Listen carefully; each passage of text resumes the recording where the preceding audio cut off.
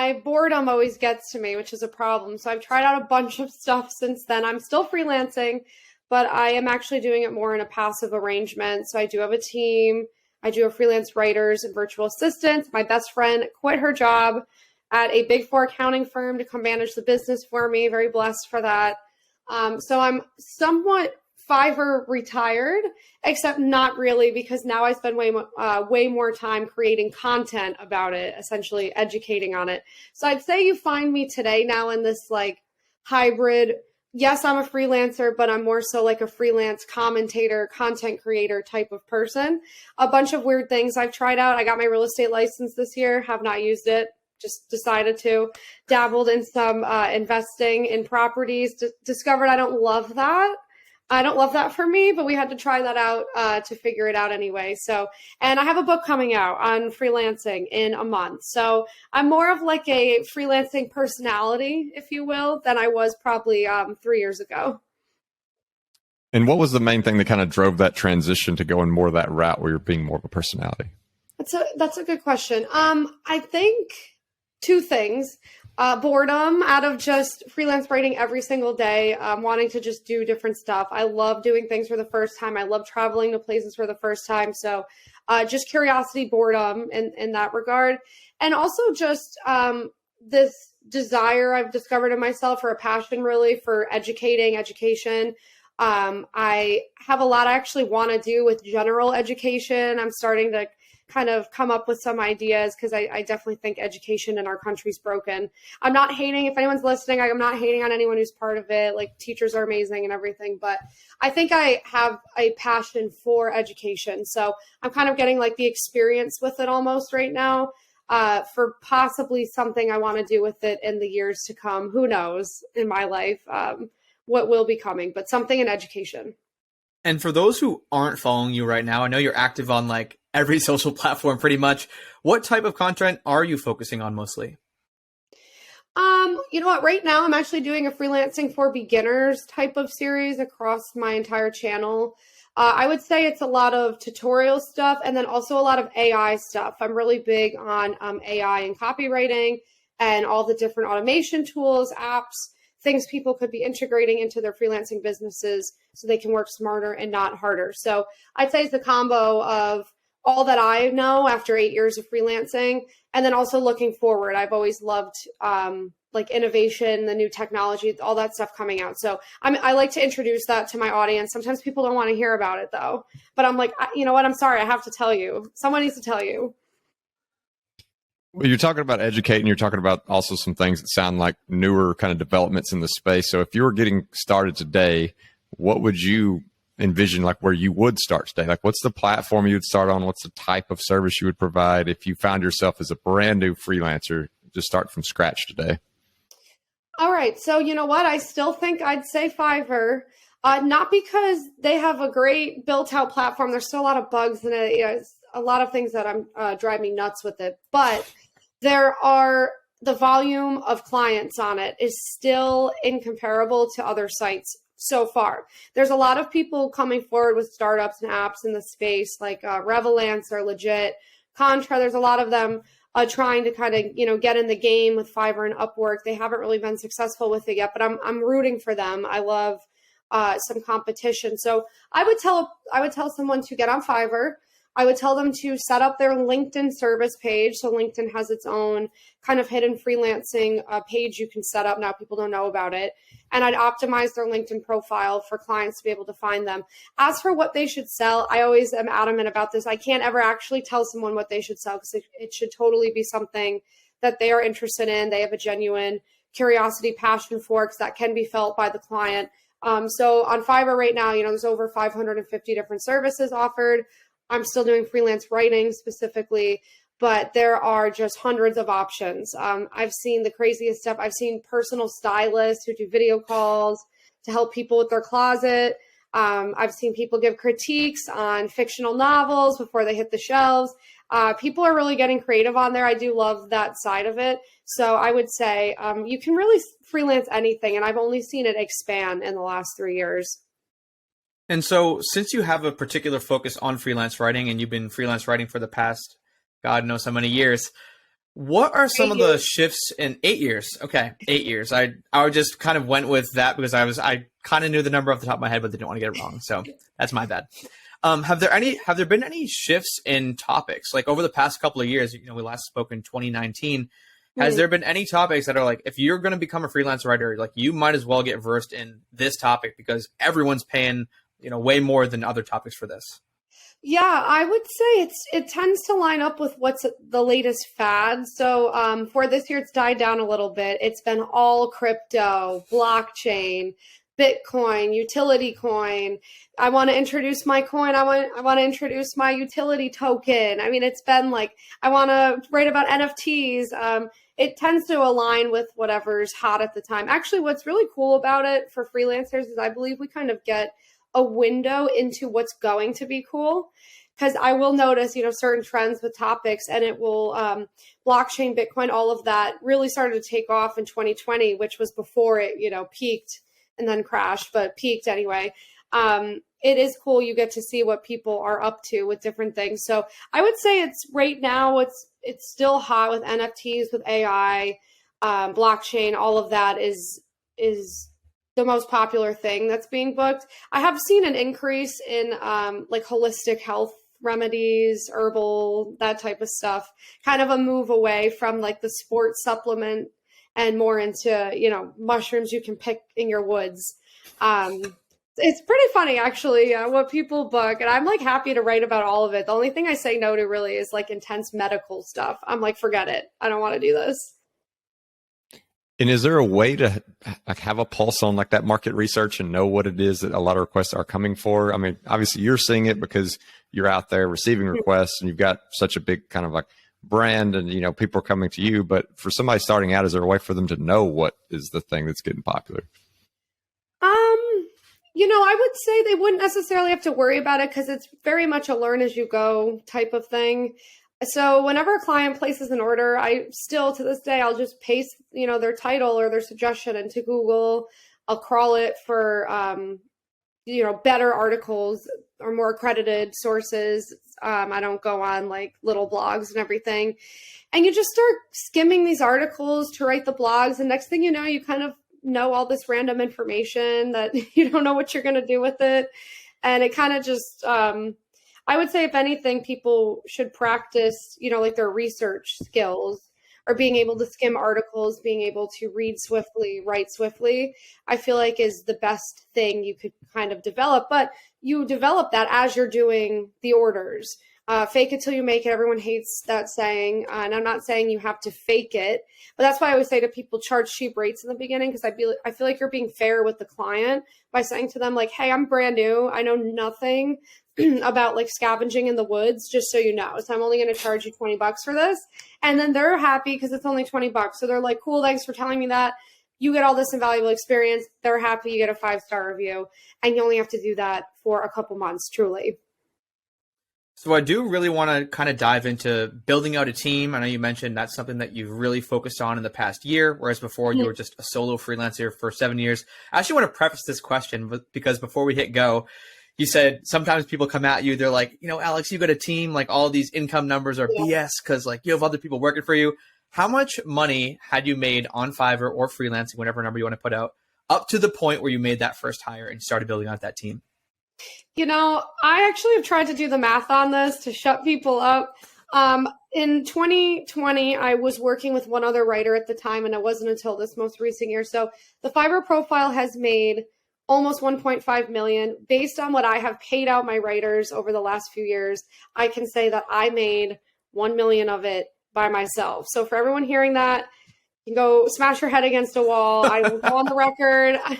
There you have it. See, the only thing, it's hard for me to prove that because I'm never going to take a screenshot of what I've paid my writers because that's their personal financial information that they do not want plastered on the internet, obviously. So they're going to be like, prove it, send me the tax return. I'm like, you know what? If I could, if my social security wasn't on it, I would send you my tax return. I do not care. So I wanted to preface that just to give you the credibility that you deserve because you were just absolutely crushing it for so many years before you even hired someone on, which in my opinion, you probably waited too long as an outsourcer and passive income guy myself.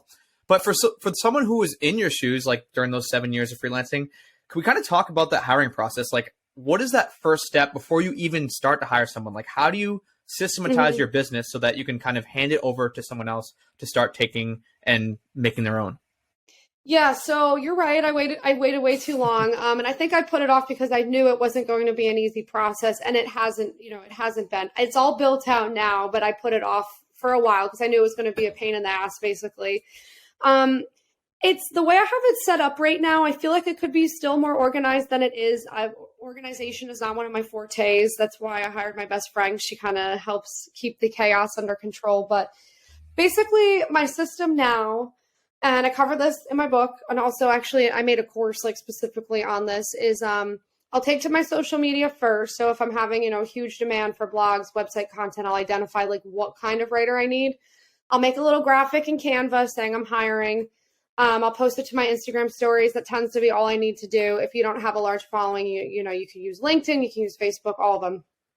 And I'll put very specific instructions in that post. So that's my first way of weeding people out, because reading comprehension and all that is so important to being a freelance writer. Like, you can't gloss over what the client is asking for. You have to like very carefully see that they don't want the word orange in it for whatever freaking reason. Like, you have to catch that. So I have like almost trick questions in the first part of it. So then they're supposed to email me. So if they fail that, I'm kind of ruthless. I'll just delete it. I mean, I'm running a business, I got to do what I got to do. So I'll delete it. If they pass that, I will give them first a live Fiverr order, and I'll give that same Fiverr order to like 6 of them. So generally like one of them will do a good enough job that I am able to deliver it. I'll pay all of them. Depending on how they do that, how quickly, I'll go on to the next one.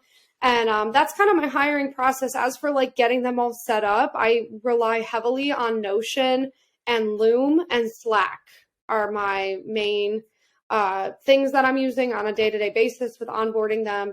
And then Bree uses other tools for all the accounting and payroll. I don't know I think she uses QuickBooks or something, and PayPal. She does all that stuff for me.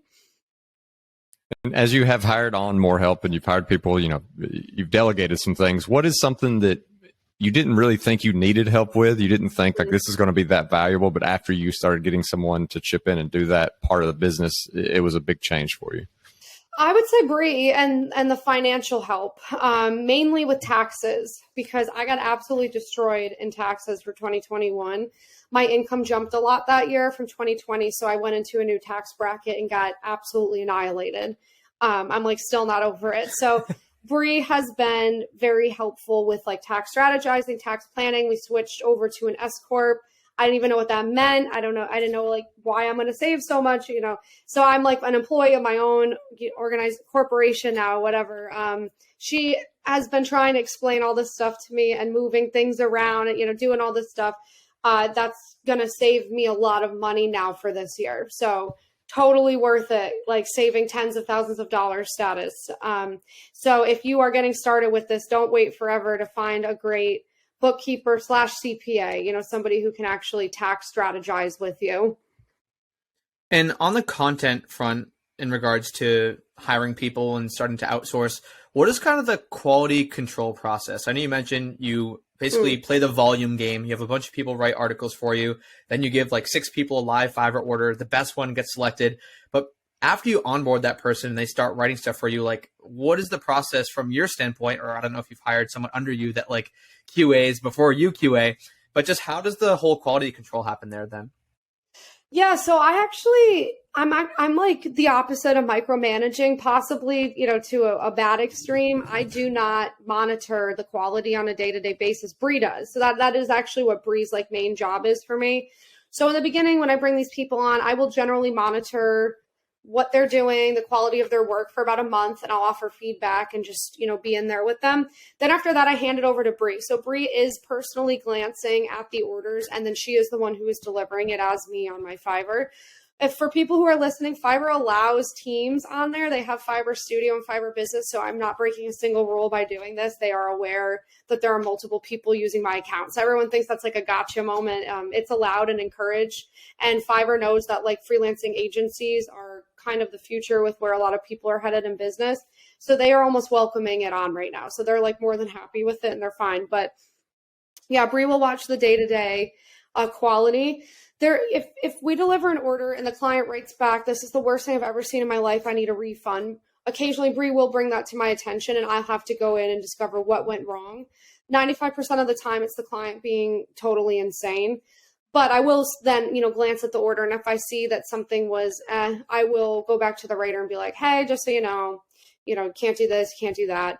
And I'll do some of the revisions sometimes. So it's not like totally passive, but I would say on a weekly basis, I probably put 1 to 2 hours in throughout for the whole week, which you guys know is crazy compared to the 12-hour days I was doing like every day for like 5 years.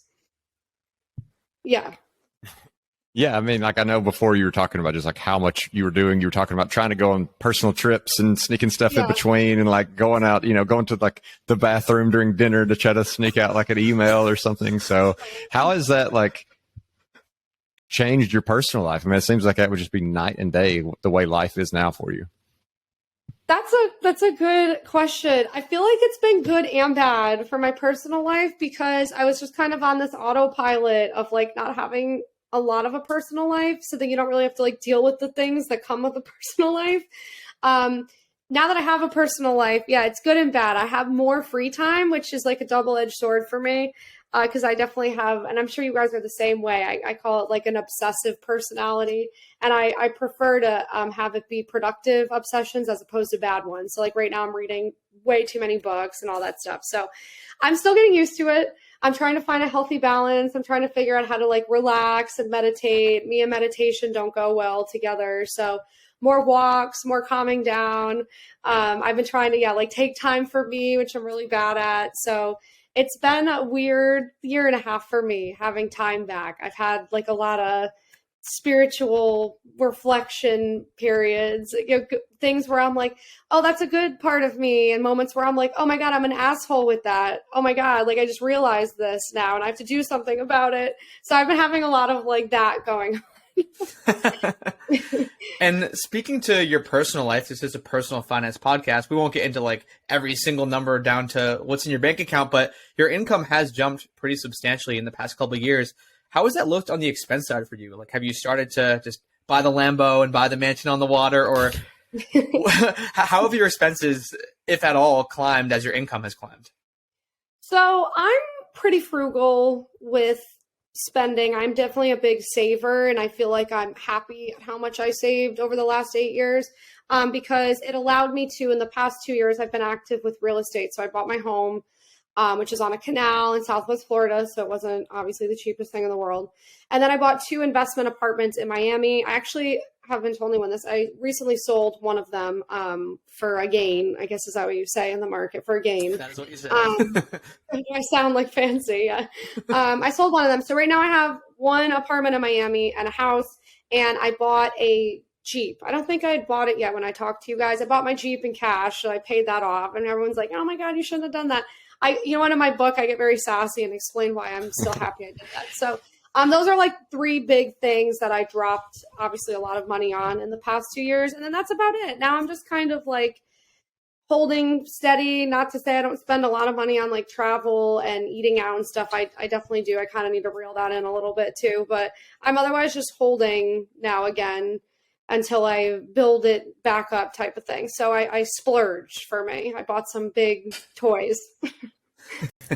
But it feels like you've built something much more sustainable now. So like when you talk about like building it back up, like that's probably not quite as stressful because you know that you don't have to sacrifice so much of your personal life in order to build that back up. It's you do it a couple hours a week. It's like no deal. It's just a matter of time. Exactly. And I think it's not as stressful at all. But because I do have a team, I do have Bree and writers under her and VAs under her, I'm not taking home quite as much as I used to when it was just me. So it's a much more calm, sustainable buildup as opposed to these like huge, like 35K this month, like boom type of thing. It's more steady now, which I like. It's a nice, change of pace. So I think I'm holding firm on spending because I'm spending a lot of time right now figuring out what I want to do with my brand, what types of things I want to be offering, programs, workshops. I'm thinking about, got the book, I want to write more books. So I'm kind of trying to figure out my brand for my 30s. I'm 29 right now. I'm going to be 30 in 4 months. So I'm like, all right, this is a good time to, like, what's my brand for my 30s type of thing. Pivot into the next decade. Love it. Yeah. I know when we were on IG Live, Alex, we kind of did backed out into the math, and I know you couldn't share exact numbers, but I thought the percentages were really interesting and something that our audience would be it's something that they want to hear. If they were trying to look into doing this model, whether it was freelance writing or just some other business, what is the margin that you're taking home versus what you're paying your writers and other staff that you have on your team? Yeah, so we were talking about it. It can vary, but I have estimated it's about 40 to 35% that I take home from the business. That can be due to clients canceling orders, revisions we didn't foresee, and that type of thing. So it can vary. But yeah, I take home around 35 to 40% after everyone's paid out and the software is accounted for. And I know in some business models, people take home like 75% type of thing.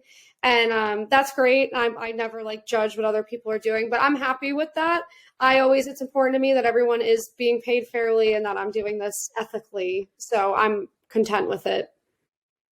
And with paying fairly and doing it that way, do you feel like you've had a pretty good luck with kind of like from a retention standpoint, like people sticking around and working with you and you're not having to retrain people all the time?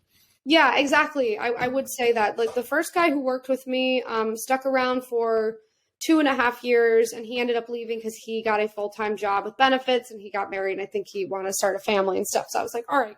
But the main 2 writers I work with now, and then Bree, they've been with me for 16 months now, all 3 of them. So I would say I have a good retention rate as far as freelancing goes, because there's a lot of churning in the freelancing world. So yeah, I would say that counts for it. I always like to give people little like bonuses here and there, and I always write nice stuff and send a lot of emojis and everything. I'm like people would probably think this because they say from my social media I seem intimidating, whatever. I'm like the world's nicest boss. Like I'm like too nice probably. So now that you've onboarded, actually, how many people do you have onboarded? With the freelance writing business? Yeah, freelance writing team, give or take. I know it probably fluctuates. Yeah, I'm right now. It's just actually a main 4 of us. At any given, it can change, but it's 2 writers that I rely on heavily. Sometimes there's 2 more in the rotation, and Bree and a virtual assistant. So it's me and 4 of them on any given day. Okay, and the reason why I asked that was I'm imagining now that your brand has grown, you're just like all over every social media platform, that the demand for you has grown as well. And I'm wondering if building out this team, have you been able to field like all of the requests you get, or do you have to turn people down sometimes because you just don't have capacity? Oh, no. I would say with the freelance writing order specifically, between Bree and 2 writers, they're definitely able to take it on. Because mind you, I was able to take it on just alone for a while, which like wasn't healthy at all. So yeah, working 12-hour days. Yeah, no, not good. I would say they're able to handle all of it. That's also because I've moved into like higher quality services, clients. So it's become a little less about the volume and a little more about these bigger orders that are worth more, getting into ebooks, which can take a couple days to write. And that's just 1 order. So since I've kind of migrated, I've raised my rates since I talked to you guys too, which cuts out, the amount of clients. But since your rates were raised, it doesn't impact it at all. So I haven't noticed anything along those lines. That would be nice, though. I'm going to put that out there. Yeah. And this is something that we probably talked, a lot more about in that first episode, but just kind of sprinkling in here a little bit. You just talked about like raising your rates. How, what could somebody kind of expect? Like you talked about paying your dues a little bit and lowering those rates to kind of get started. How often would you recommend somebody revisiting what their rates are? I tell people, because changing your rates on these marketplaces does drop you out of the algorithm usually for a couple weeks because it has to like crawl all that new information. So I tell people to do it every 6 months. They want to do it every 3, and I kind of warn against that. I'm like, I understand why you would want to do that, but I'm a big fan of 6 months because if you have a lot of loyal clients, you want to, tell them about it, ease them into it. You can't just hit them every 3 months with I raised it. They will start to get annoyed, and you do want to take some of them with you. So I tell them every 6 months is a good time to reflect on it. My prices have kind of hit the ceiling as far as Fiverr goes. I haven't really changed them in like a year and a half. You can kind of only, get so high with them on Fiverr. That's why I'm a fan of LinkedIn, though. LinkedIn's still new with all of this, but the clients on LinkedIn tend to have much bigger budgets since they're the CEOs of places and they're happy to pay for articles to make themselves look good, that type of thing. So they have much larger budgets. So I've been kind of experimenting with doubling down on LinkedIn and potentially, moving into a higher paying client than Fiverr can offer. Awesome. So I know you've freed up a lot of your time, like Justin had just asked, and you just talked about for a couple of minutes. What types of things are you focusing on now? I know we haven't even talked about this, and we didn't talk about this when we hopped on Instagram together, but like you launched a podcast, you launched an app, you were doing like an Airbnb business, like you were doing so much kind of random stuff all over the place. And I know you mentioned you get bored quickly. What's the next thing? And maybe we can just talk about some of those and what you learned, what was good and what was bad. Yeah, okay. I tried out a lot of stuff, right? We were talking about this. So I discovered I hate building apps. So that one, we got that one done. I hate Airbnb. It's a great business. I'm not saying it's not, but I am not a like customer service rep type of person in that way. So I discovered that. I discovered I don't like being a landlord. I've learned a lot of invaluable things though. Like I'm kind of like cleaning out here. What I have discovered that I do like is writing. Duh. So writing books. A podcast I have 3 seasons of. I enjoy talking with people and all that. I'm not totally in love with podcasting, but I could be convinced otherwise. Like, I don't know, I'm going to put this out there. Maybe if my book ever blew up and there was a lot of new interest on everything, I'd be happy to kind of keep doing more episodes. If you guys are listening, I'm not done with the podcast. I'll do a season 4 at some point. But for the future, for now in the future, wrote a book, loved every second of it. I want it to be successful so badly because I want to write literally 15 other books. So I'm hoping that is something that's coming for me. I've also discovered how much I like teaching, how much I like education, how many opinions I have on education. So I've been starting to research possibly getting into the live teaching workshop realm as opposed to the pre-sold online courses where I'm actually live with people because I really do enjoy that and helping people in that way. And then AI and all that. So I've been testing out all the AI copywriting apps and I really like them and believe in them. So I'm going to probably look into doing affiliate stuff with them, writing blogs with them and that type of thing. I feel like those are my 3 buckets right now after I like tried out 50 things. Yeah. The AI ML piece to me is interesting because I don't know that it's something people are as familiar with. I guess like if you seem to be really interested in it, really into it, like kind of what's your pitch on what that can bring? Yeah, so I tried it out actually in a YouTube video and it blew my mind. I did not think it was as advanced as it is with written content because I'd heard a lot of people kind of hating on it. So I was listening. I was like, oh, it's a long ways away. I downloaded it. No, it's not. So already what it can do for any writer is give you titles, subtitles, talking points, bulleted lists of things. It can organize out any topic for you. So the days of wondering, how should I organize this out? What should the points be? How should I write this title are gone. Like a machine can do it for you now, which is incredible. I mean, this is like the biggest thing that's ever happened to this industry. Like the implications of it are massive. And then when you generate the actual blog itself, I'd say 50% of the time, it generates a blog that you could go on Fiverr and sell for $25 to $30. So that's huge too. What does this mean for freelance writing and writers? Are we going to be replaced in the future? I'm not so sure, but I always say to people, instead of, sitting there and wondering and worrying to find out, why don't you download these apps yourself and just learn how to work with them? It's like the only constant in life is change. So I really do think, I really feel like we are really close to having AI disrupt so much stuff so quickly that I don't think people are going to be ready for it. I mean, from self-driving cars. So like, I feel like we're within like 2 years of all of a sudden, like AI running everything. And I just feel like it's coming. I don't know. I feel like I want to be aware of it. Yeah, no, nothing wrong with staying prepared. For those who are listening who want to stay prepared and want to learn more about this, what are the systems that you're testing out right now? Yeah, so I'm testing out all the copywriting ones. So the main ones are Copy AI, Jasper AI, Copymatic AI. Someone told me about a fourth one the other day. I wrote it down. I also have been playing around with an app. This isn't necessarily AI, but it's crazy. It's called Wethos. Have you heard of it? Wethos. No. If you look it up, it's essentially your own freelancing business set up for you. You don't have to open a website. You don't have to go on Fiverr. It has invoicing. It has everything, and it's just free.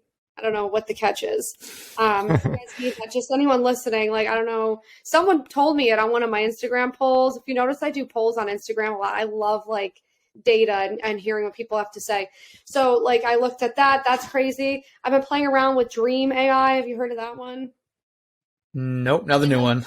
Okay, it like generates aesthetics. So I've been seeing on TikTok these people like creating these made up lands. So it's like about to replace art and graphic designers. I mean, it's just crazy. Like those are just like 5 of the ones I've been playing around with every day.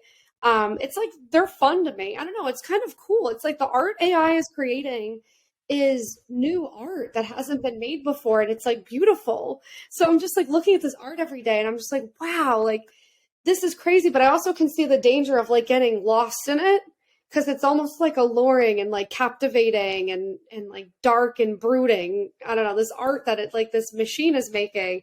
And I'm like, wow, I can see people are going to get like lost in these headsets and like not come out of them. I'm not saying it's a good thing for humanity. I'm going to go on the record. I'm not saying like this is good. I'm just saying it's here. Yeah, I actually just saw an article a couple weeks ago that I think got really popular. Where it was about a certain piece of art that won like a big competition that was AI generated. And there's this whole discussion of, does that count? Is that real? You know, like, is that fair? Like, can the person who, you know, fed this algorithm some images, should they be considered an artist? You know? Oh my God, that's wild. Yeah, people are bringing up that same ethical question with an AI writing a blog that you sell to a person. They're like, is that fair? Should you tell them? Like all this stuff. And it's a really interesting time to be in, because there is no answer yet to that. People have opinions on it. And it's wild, all of it. All right, well, let's get into one of the reasons why we brought you on today, Alex, and that is your new book, Freelance Your Way to Freedom. And I know you always don't want to talk about it because you don't want to sell yourself, but you wrote a whole book teaching people how you kind of started as a freelancer all the way to freedom, holding the book upside down for those who are watching on YouTube. Love it. But tell us about the book. Like, I guess let's just start. Why'd you write it? Okay. Not to get too spiritual, but I really knew when I was 4 years old that I was here to write books. I'm not kidding. Like, I just knew that is one of my callings. So when a woman found me on TikTok back at the end of 2020, and she emailed me and said, "Hi, I'm a literary agent. You know, here's my work. I'm connected to all these publishing houses. I think I could pitch you for writing a book." I was like, this is the best email I've ever gotten in my entire life. Hello, please call me. And it's just kind of, I always find when something is meant for you in a divine way, it happens so effortlessly in a lot of ways, both the opportunity and your output of it. So it just kind of like came to be. You know, she pitched it, Wiley picks it up, and they kind of told me, not the topic, but they said, you know, hey, since it's your first book, why don't we do a kind of catch-all business book? You know, you're not like famous enough to have a book about you. And I'm like, no, I know, like, I don't want to write about me. I want to write about the things I know. And they're like, so let's start with this catch-all business book. Let's see how it does. Let's see how it performs. And then based on that, we'd be happy to work with you on some of your other ideas. So I was like, works for me. So the topic kind of came about because they asked for it. And I'm more than happy to, as always, like do, you know, shelf my pride and like get it done. And that's why I'm so, you know, crazy about marketing it right now, because they're watching how many it sells, and a lot is going to be based off of the popularity of this first book. But I have so many other books that I want to write. So it kind of just came to be very naturally. It's a book. It's the basics of everything I know, more than the basics though. It's everything I know from freelancing, side hustling, going viral on social media. How I've managed my money is in there for this. This is perfect for this. It's really just everything that I know. And it's crazy. I wrote it in only 4 weeks. It like just flowed out of my brain. I don't even remember writing it. Sometimes when I open it up to a page, I'm like, don't remember writing that. Don't remember writing that. And it's really crazy because that's like a flow state. They talk about that in a lot of the books I read when you drop down. I think it's like out of your beta brain waves into theta, I believe it is. And you kind of like detach from your body almost. And it just like flows from like the ether. It flows from like your subconscious. It's really crazy. I'm sure you guys have been in like flow states when you're doing something you love. You know, you kind of like lose track of time. You don't eat food. And that's what happened to me writing this book. So I'm really proud of it. I'm very excited about it. And I really want it to do well because I want to write so many more books. Yeah, I mean, you can tell the enthusiasm. And I'm curious, like thinking about that timeline, you know, if they're reaching out in 2020, that feels like it's probably still around the same time where you were doing a lot of the work with Fiverr like yourself. I'm just curious if that drove this kind of like push for you to think about, I need to expand this team and pull back some so that I can be more of a writer and I can start to write these books. Like, how did those two journeys intersect? Justin, that's very astute of you to point out. That's was probably a huge driving force behind it. Me subconsciously knowing that I need to pivot away from what I'm doing if I want to be able to share all that I know now with people. And I think I also had, you know, different people in my life at that same time kind of funnily say to me, oh my gosh, after 7 years of doing this, you have a lot to probably share with people. You probably have a lot of insight, wisdom, experience. You should go out there and start sharing it with people. And then this book kind of came. It's really crazy, divine timing, all of it. So that absolutely was a driving force behind me, you know, knowing that I can only write so much in a day. So if I want to write 10,000 words into my own book, I can't also write a blog for someone. Plus, when you're writing for someone else, it kind of takes away from your own creativity for the day. So I was starting to feel protective of my creativity when the book kind of came into my life. And I definitely think it kicked me into actually building out a freelancing team, which I waited too long to do. You don't have to wait 5 years, 6 years. Please do it at like your second year. And who's kind of the target avatar for this book? Like, is this someone who has never made $1 online and they want to be a freelancer? Or is it for beginner freelancers who want to take it to the next level, or intermediate freelancers who want to take it to advanced where you're at? Yeah, that's always my problem actually with marketing is it appeals to so many people, but you know, they always say you should like have an actual person in mind. So like the subtitle of it obviously is How to Free Yourself from the Corporate World and Build a Life of Your Dreams. So one major person I had in mind is the unhappy, spiritually destroyed person at their corporate job. I feel for them. I've worked corporate jobs. I've seen a lot of my friends suffer at them mentally, emotionally. I think it's like abuse in a lot of ways. So I had that person in mind. I had my fellow millennial who was sitting at that desk hating their life so much. That's who I was thinking of, is this will show you everything you need to know to leave that job responsibly. You know, I'm not telling you to go day trade or do crazy, you know, betting and stuff like that. Like this will sustainably show you how to leave that job and not have a horrible existence. I really don't want people to have to suffer, I guess. That's who I had in mind. That being said, there's stuff in here for people who are already freelancing. There is stuff in here for parents, single moms, single dads. There's stuff in here if you are a baby boomer. It's like anyone who wants to make money freelancing, make money on your laptop, travel the world. I mean, there's stuff in here for you. And how would you kind of describe the type of book it is? Is it got some workbook feel to it? Is it kind of like do these tasks, or is it kind of general discussions of what you did? A little bit of both? It doesn't have any workbook stuff to it, but it's definitely a business book. Yeah, and that there's case studies. There's bulleted summaries at the end of each chapters. There's links. So I like break down every freelancing site I've ever used. I link to it and I tell you what's good and what's bad about it. So I don't know. I don't know how what would you call that? Like it's very like educational business book-y. I mean, it still feels like it's got like some guide aspect to it, even if you're not like filling out your own stuff. Like it's like a guide that's like taking you through step by step. Okay. That's a perfect way to put it. Yeah. It's a guide with like 20% of it. They let me like throw in my own funny opinions and stories and, you know, because it makes them more interesting. So they're stories. It's not boring. I promise. Do you have and I don't want to spoil it because I want people to check out your book, but do you have a favorite case study? And the reason I asked this question, I don't know if you remember, Alex, but I had sent you an episode from our friend Nick Loper's podcast, Side Hustle Nation, of this girl who was doing like $90K a month on Fiverr. And she gave you a shout out. She's like, I follow Alex Fasulo. She's the Fiverr queen. Like, she's absolutely killing it. I can't believe I'm at where I'm at today. And it was insane. I'm like, $90K a month.